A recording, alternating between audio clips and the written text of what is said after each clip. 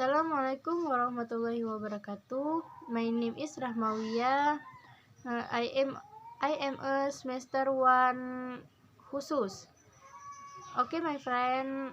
Saya hari ini akan menyampaikan sedikit tentang nouns dan contoh-contoh noun dan pembagian noun. Noun adalah kata yang digunakan untuk menamai orang, benda, hewan, tempat, dan konsep abstrak. Noun itu dibagi menjadi 3 macam. Yang pertama, noun berdasarkan wujudnya. Noun berdasarkan wujudnya dibagi menjadi dua macam, yaitu concrete noun dan abstract noun. Yang pertama, concrete noun. Concrete noun merupakan noun yang dapat diindra atau diamati atau dideteksi secara indra. Noun yang nyata secara bentuk fisiknya. Contohnya, table, book, floor, Emily, dan lain-lain sebagainya. Yang kedua, abstrak noun.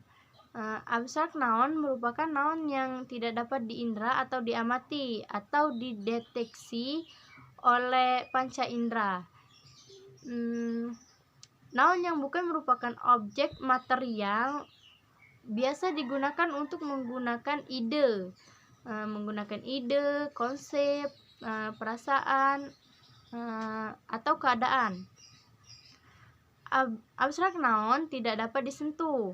Contohnya, happiness, kebahagiaan, sadness, kesedihan, love, rasa, musik, dan lain-lain sebagainya. Noun yang kedua berdasarkan penamaan.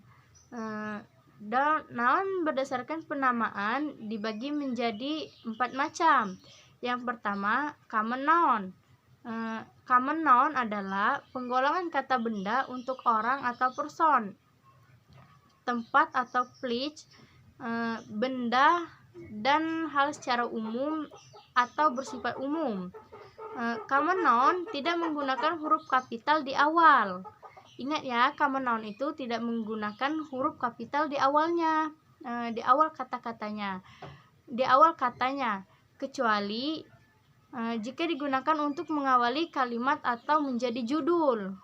Contohnya, book, table, house, children, dan lain-lain sebagainya.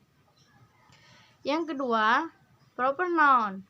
Proper noun merupakan penggolongan kata benda untuk orang atau person, tempat, place, dan benda secara spesifik atau bersifat khusus.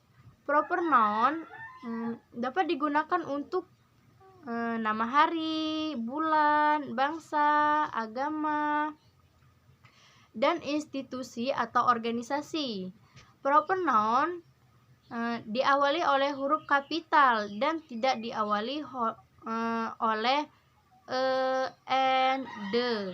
Contohnya, Damri, Jakarta, Rahmawiyah, Yogyakarta, Emily, dan lain-lain sebagainya.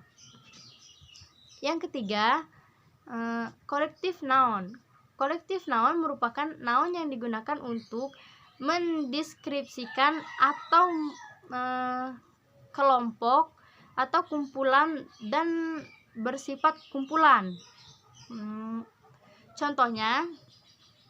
Contoh dari golongan people: family, class, team, dan lain sebagainya. Contoh dari golongan animal: deer, fish, dog, frogs, dan lain-lain sebagainya. Dan yang terakhir, golongan dari things: furniture, equipment, batch, dan lain-lain sebagainya. Dan yang terakhir, material nouns. Material nouns merupakan noun yang berasal dari alam. Contohnya, water, gold, silver, sand, dan lain-lain sebagainya.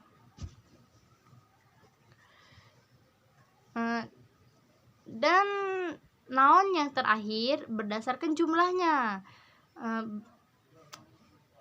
Pembagian noun berdasarkan jumlahnya. Noun berdasarkan jumlahnya dibagi menjadi dua. Yang pertama,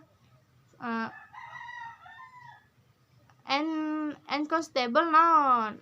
Unconstable noun adalah kata benda yang tidak dapat dihitung dan dijamakan. Kata benda ini tidak dapat diawali oleh angka 1, 2, 3, dan seterusnya, atau i dan in.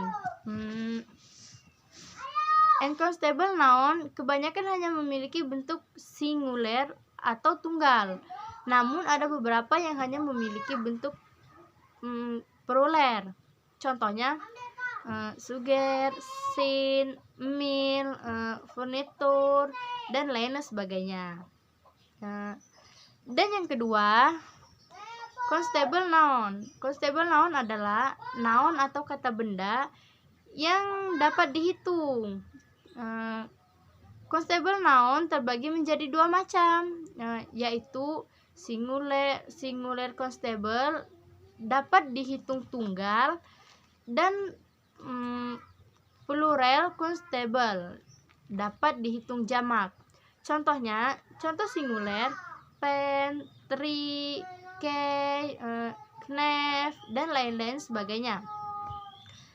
Dan yang kedua, contoh dari plural, pens, trees, key, knife, leaves.